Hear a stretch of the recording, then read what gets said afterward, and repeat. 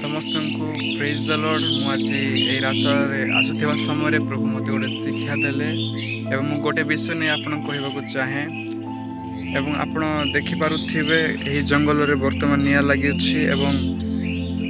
गोटे माचिस काठी द्वारा पूरा जंगल टी निया लगी लगी अन्य आड़े जाऊँगी।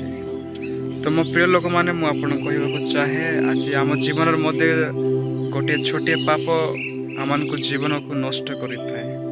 गोटे छोटिया भूल कार्य गोटे छोटिया पाप आम परमेश्वर ठार अलग कर दिए।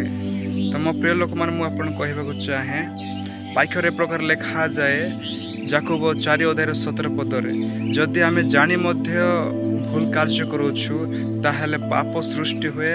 तापर ए प्रकार वाक्य लिखा जाए पाप को निज शरीर में प्रवेश करने को दियो नहीं बोली।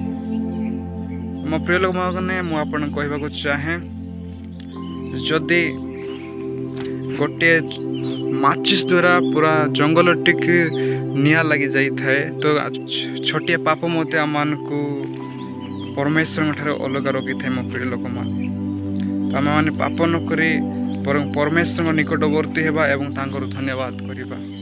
Thank you.